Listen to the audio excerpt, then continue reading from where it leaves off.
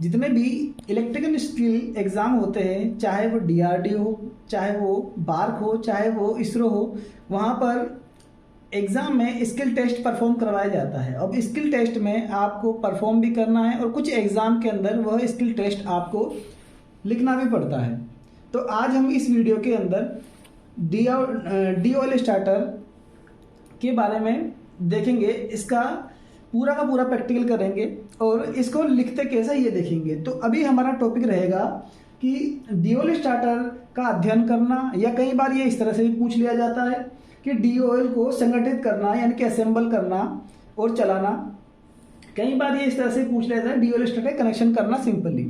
तो अब हम DOL स्टार्टर का पूरा प्रैक्टिकल परफॉर्म करेंगे और हम ये भी देखेंगे कि इसे एग्ज़ाम शीट के अंदर लिखते कैसे हैं, क्योंकि सबसे बड़ा काम रहता है एग्ज़ाम शीट के अंदर लिखना। वो डाटा ऐसा है जो एग्जामिनर के पास सेव रहता है, इसलिए वो एकदम परफेक्ट होना बहुत ज़रूरी है। तो हम शुरू करते हैं। ओपन करेंगे स्क्रू ड्राइवर की सहायता से। जब हम DOL स्टार्टर को खोलेंगे तो देखिए इसका कवर है। DOL स्टार्टर खुलने के बाद में कुछ इस तरह से दिखता है। यहाँ पर आप देख रहे होंगे कि 3 पावर कॉन्टेक्टर हैं, RY भी कह सकते हैं आप, L1 L2 L3 कह सकते हैं आप, ठीक है। और आपकी मोटर के लिए जो आउटपुट होगी वो यहाँ पे होगी। जैसे मान लो अगर आपकी मोटर वाइंडिंग के टर्मिनल UV W है तो यहाँ U, यहाँ V, यहाँ W आ जाएगा, ठीक है। इसके लिए आपकी मोटर या तो स्टार में या डेल्टा में कनेक्टेड होनी चाहिए। अब जब आप DOL स्टार्टर को देखेंगे तो DOL स्टार्टर के अंदर जो आपको मेन चीज़ें देखने को मिलती है, एक तो होता है ओवरलोड रिले, एक होता है ऑफ बटन जो कि NC टाइप होता है, एक होता है ऑन बटन जो कि आपका NO टाइप होता है। अगर आप DOL स्टार्टर को भी देखेंगे, इसमें देखें पहले रेड है, रेड आपका ऑफ बटन होता है, ग्रीन आपका ऑन बटन होता है। अब इसी के साथ साथ ये आपकी मैग्नेटिक कॉइल है। मैग्नेटिक कॉइल में ये देखिए यहाँ पे इसकी वोल्टेज रेटिंग लिखी हुई है 280 से 420 वोल्टेज तक, यानी कि यह जो कोयल है इसको आप 280 से 420 वोल्ट के बीच में सप्लाई दे सकते हैं। और ये इसका A1 सिरा है, ये इसका A2 सिरा है, ठीक है। इसके अलावा जो हम NO कॉन्टैक्ट देखते हैं वो NO कॉन्टैक्ट यहाँ बनते हैं। ये NO कॉन्टैक्ट जब इसमें सप्लाई जाएगी, कोयल आपकी एनर्जाइज हो जाएगी, NVC या नो वोल्ट कोयल, होल्डिंग कोयल भी कहते हैं। ये कोयल जब एनर्जाइज हो जाएगी तो इस तरह से कॉन्टैक्ट को मेक कर लेती है, बना लेती है। उसके बाद जो फेज सप्लाई यहाँ पर है वो यहाँ से निकल जाती है, ठीक है। तो पहले हम थोड़ा सा इसका सर्किट डायग्राम देख लेते हैं, तो उसके बाद हम बात करते हैं। तो देखिए ये मैंने इसका पावर और कंट्रोल वायरिंग दोनों को डिस्कस कर रहा हूँ। पावर वायरिंग मैंने थोड़ी सी दिखा दी है इसकी। इसमें क्या हो रहा है, आपका सर्विस मेंस के अंदर से 3 फेज आ रहे हैं RYB, और वह पहले ICTP में जाएंगे। ICTP में आने के बाद में वो जाते हैं कॉन्टेक्टर के अंदर, ठीक है। जो कॉन्टेक्टर हम कह रहे हैं, इस पूरी असेंबली को हम कॉन्टेक्टर कह रहे हैं यहाँ पर। इस कॉन्टेक्टर के अंदर ये रहता है कि ये ऊपर आते हैं और वहाँ से ही नीचे मोटर को चले जाते हैं। मोटर आपकी या तो स्टार होगी या डेल्टा होगी। तो हम ये मोटर की 3 वाइंडिंग देखते हैं। ये हमारे पास मोटर की 3 वाइंडिंग है। मान लीजिए आपने इनको स्टार में जोड़ दिया है। स्टार में क्या होता है, U, V, W इस तरह से। तो U1, U2, यहाँ V1, यहाँ V2 और यहाँ W1 और यहाँ W2 इस तरह से नाम हो गया है इनका। तो हमने प्रत्येक वाइंडिंग के दूसरे सिरे एक जगह जोड़ दिए तो ये स्टार कनेक्शन हो गया है। अब जो DOL स्टार्टर की बात होती है, मेनली वो होता है स्टार्टिंग करंट को लिमिट करने का काम आता है, साथ ही साथ सप्लाई को ऑन ऑफ करने के काम भी आता है। तो ये जो आप 3 NO पॉइंट देख रहे हैं, ये है आपकी स्टार्टर के कॉन्टेक्टर के NO पॉइंट। तो अब DOL स्टार्टर का सबसे पहले हम कनेक्शन डायग्राम देखते हैं कि इसके कनेक्शन कैसे करते हैं। तो इसके लिए हम DOL स्टार्टर में जो इनपुट सप्लाई आ रही है, यानी कि यहाँ पे जो पावर सप्लाई आ रही है तीनों पॉइंट पे, यहाँ से एक फेज उठाते हैं। यहाँ से एक फेज हमने उठाया। उठाने के बाद इस फेज को हम ले गए। सबसे पहले हम इसको लेके जाते हैं एक ओवरलोड रिले के अंदर। ओवरलोड रिले इस स्टार्टर में यहाँ पे दिखाई गई है, ठीक है। और कई स्टार्टर के अंदर वो नीचे भी मिलेगी आपको। उसके लिए एक फेज आएगा। एक्चुअल में अगर आप देखेंगे तो ओवरलोड रिले या तो यहाँ पे मिलेगी आपको इस जगह पे, या आपको मिलेगी इस जगह पे। यहाँ पर एक NC लिंक होता है जिसे मैं भी यहाँ रिप्रेजेंट कर रहा हूँ, लेकिन वो NC लिंक इस तरह से यहाँ पर रिप्रेजेंट होता है। यहाँ पे होता है जो सीरीज में होता है। अब ड्यूल स्टार्टर में आ जाते हैं। इसका जब सर्किट डायग्राम, तो आप यहाँ पे एक फेज उठा के लाए। सबसे पहले आप यह एक फेज उठा के लाएंगे, वो देंगे आप एनसी। ये क्या होगा? ओवरलोड रिले का एनसी। ठीक है, ओवरलोड रिले यानी कि overload relay.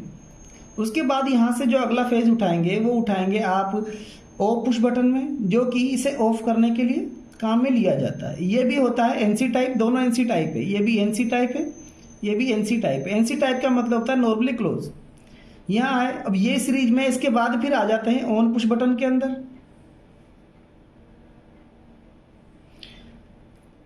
On push button होता है ये ऑन पुश बटन, ये हमारा ऑफ पुश बटन था।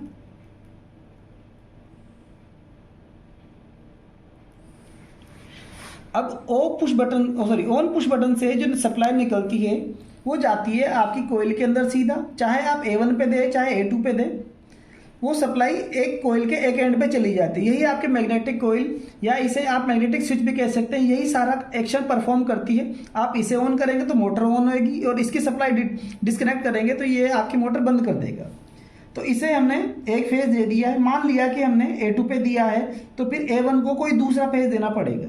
दूसरा फेज आप इनकमिंग से लाएंगे, कॉन्टेक्टर के पहले से आपने यहाँ दे दिया। अभी क्या होता है, इसे अगर होल्डिंग की जरूरत है तो होल्डिंग के लिए इसमें दो कॉन्टेक्ट होते हैं। सॉरी, एक कॉन्टेक्ट ऑक्सिलरी होगा। अब इस पर एक सप्लाई तो आएगी आपकी ऑन पुश बटन के ऊपर से, और एक सप्लाई आएगी इस पर ऑन पुश बटन के नीचे से। यह सप्लाई आप नीचे वाली यहां से भी उठा के दे सकते हैं। इस तरह से यह आपका कनेक्शन डायग्राम हो गया है। ओवरलोड रिले जो यहाँ है मैंने यहाँ पे दिखाई है। तो अब शुरू करते हैं इसके अंदर कनेक्शन करना। सबसे पहले हम पहचानेंगे कि ओवरलोड रिले या एनसी क्या है। तो इन स्टार्टर में, इस तरह के स्टार्टर में ओवरलोड रिले और ऑफ पुश बटन एक साथ इनबिल्ट होता है, यानी कि इन बटनों के बीच ही ऑफ पुश बटन है और ओवरलोड रिले भी इन्हीं बटनों के बीच है। उसके बाद इसमें देखेंगे कि ये ऑन बटन है। अब सवाल ये आ जाता है कि कैसे पता करेंगे कि ऑन कौन सा है ऑफ कौन सा है। जो एनसी बटन है, एनसी बटन के लिए हमारे पास सप्लाई कंटिन्यू दिखाता है, यानी कि हम जब इसमें चेक करेंगे अपना सीरीज टेस्ट लैंप की मदद से, तो ये सप्लाई कंटिन्यू दिखाएगा। तो देखिए ये भी सप्लाई कंटिन्यू दिखा रहा है। चेक करने का तरीका, इसे दबाएंगे, जैसे इसे दबाएंगे आपकी सप्लाई डिस्कनेक्ट होगी। ठीक है, तो इस तरह का ये रिप्रेजेंट कर रहा है कि यह एनसी टाइप है।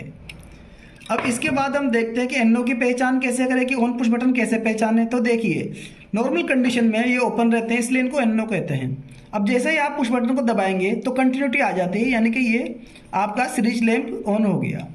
तो इस तरह से हम on push button of push button की कंटिन्यूटी हमने चेक कर ली। ठीक है, ये हमने चेक कर लिया। अगर आप चाहें कि कोयल सही है या नहीं है, तो कोयल को चेक करने के लिए आप कोयल के A1 A2 पर सीरीज टेस्ट लैंप से सप्लाई देंगे। ठीक है, जैसे आप सप्लाई देंगे ये ऑन हो जाएगी, तो इसका मतलब आपकी कोयल भी सही है। तो अब हम कनेक्शन करते हैं। तो देखिए सबसे पहले मान लीजिए आपके 3 फेज यहाँ आ रहे हैं RYB। अब RYB अगर यहाँ आ रहे हैं तो फिर हम यहाँ से एक फेज उठाएंगे डायग्राम के अकॉर्डिंग। तो हमने डायग्राम के अकॉर्डिंग एक फेज उठाया यहां से,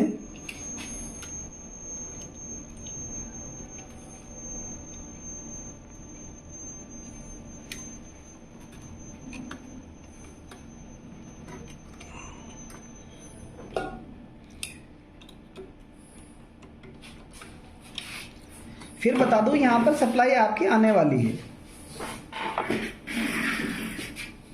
उसके बाद जो सिरा आएगा डायग्राम के अकॉर्डिंग देखिए एनसी बटन के पहले पॉइंट पे आएगा। तो ये सिरा आ जाएगा आपका यहाँ पर। आपके एनसी बटन यानी कि ओवरलोड रिले भी इसी के साथ इनबिल्ट है, और जैसा कि मैंने बताया कि इन स्टार्टर में ऑफ बटन भी इसी के साथ इनबिल्ट है। उसके बाद आप देख रहे होंगे कि ये दोनों एक साथ है, दोनों के कनेक्शन आप यहाँ से कर लेंगे। पहला पॉइंट आए, दूसरा पॉइंट यहाँ से निकलेंगे क्योंकि ये दोनों एक साथ है। अब दूसरा पॉइंट यहाँ से निकले हम, यानी कि इस पॉइंट से निकले हम, और कहाँ जा रहे हैं, ऑन पुश बटन के पहले पॉइंट पे। तो हम यहाँ से निकल के चले गए ऑन पुश बटन के पहले पॉइंट पे।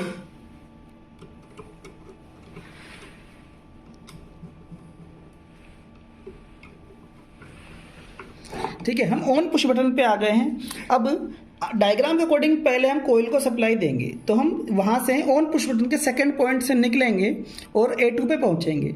डायग्राम को 1 बाय 1 सोल्व करें, अदरवाइज कन्फ्यूजन क्रिएट हो जाएगा।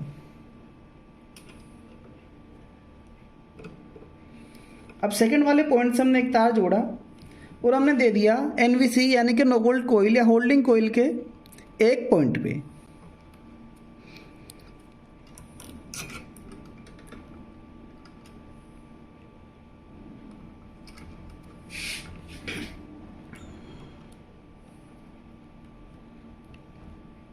ठीक है, एक पे हमने दे दिया है।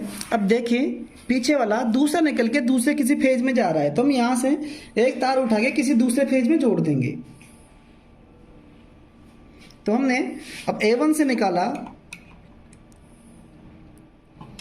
A1 से निकाल के हमने किसी दूसरे फेज पे दे दिया। डायग्राम में मैंने Y फेज लिया है, लेकिन आप यहाँ चाहे तो B फेज भी ले सकते, सॉरी डायग्राम मैंने B फेज लिया है, आप चाहे तो यहाँ Y फेज भी ले सकते हैं। कोई से भी दो फेज के बीच में होनी चाहिए। तो देखिए हमने यहाँ पर डायग्राम में कनेक्शन कर दिए हैं। सबसे आखिरी काम रहेगा हमारा होल्डिंग कॉन्टैक्ट डालने का।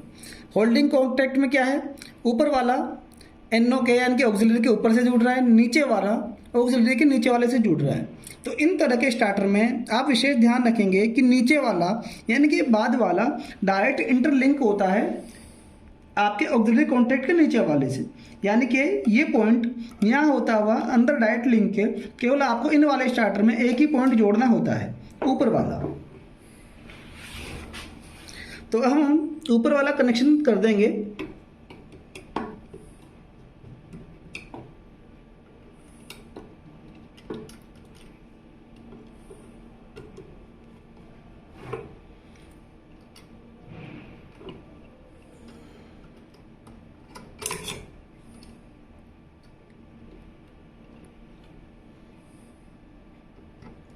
अब हमने ये ऊपर वाला होल्डिंग लिंक डाल दिया है। अब देखिए होगा क्या कि जैसे ही आप ऑन बटन दबाएंगे, सबसे पहले तो सप्लाई जाएगी यहाँ से यहाँ को, दूसरा पेज ये आ ही रहा।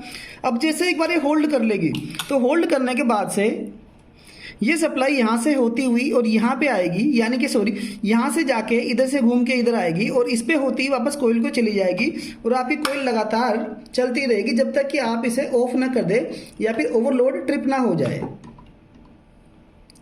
तो अब हम इसे चेक करने के लिए सीरीज टेस्ट लैंप की मदद से इसके कोयल को सप्लाई देंगे।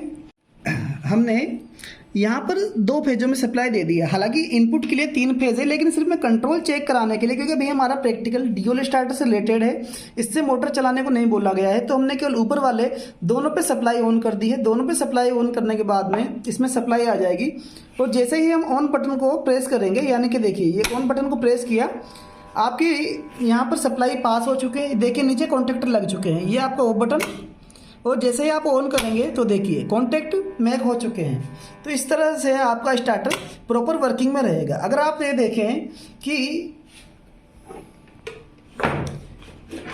इसका कवर लगा के देखें, अब देखें यहाँ से आपका स्टार्टर ऑन हो गया है और यहाँ से बंद।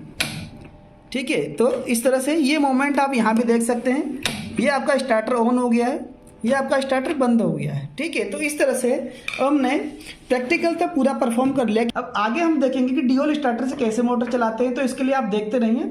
ठीक है, चलो धन्यवाद।